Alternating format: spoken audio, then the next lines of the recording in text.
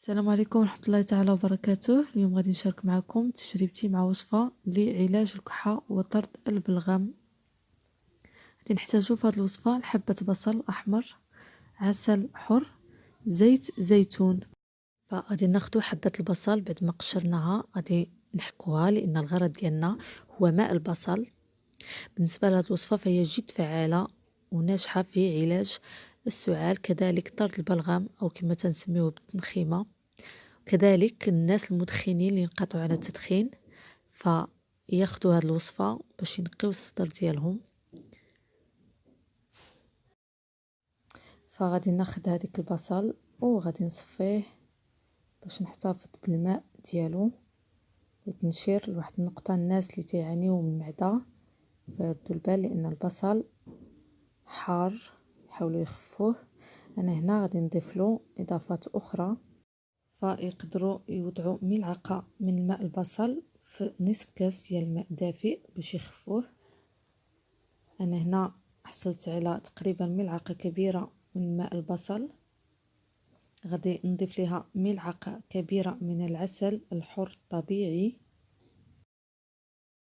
ضروري يكون عسل طبيعي حر. غادي نضيف كذلك ملعقة كبيرة من زيت زيتون طبيعي الحر، وغادي نخلطوا العناصر حتى نحصلوا على مزيج يكون شوية ثقيل. وغادي ناخدو هاد الوصفة في الصباح وفي المساء. بالنسبة للناس اللي عندهم معدة فمن الأفضل ما ياخدوش على معدة فارغة. فكما قلت لكم هاد الوصفة فعالة في علاج السعال وطرد البلغم، كذلك في علاج التهاب اللوزتين.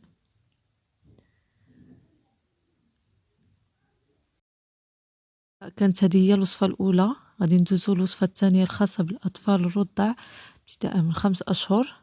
فغادي ناخدو حبة بصل وغادي نوضعوها في تقريبا نصف لتر ماء، نوضعوها فوق النار.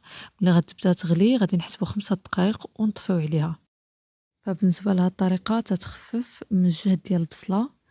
غادي نصفيوها وغادي نوضعوها في بيبرون ونعطيوها لهم يشربوا. فمن بعد ما تيشربوها تيتقياو كاع هاديك التنخيمة. من الافضل ندهنوا لهم ظهرهم وصدرهم بزيت الزيتون، مساج خفيف حتى تشرب البشرة داك الزيت، وان شاء الله بالشفاء. الى اللقاء في فيديو قادم ان شاء الله.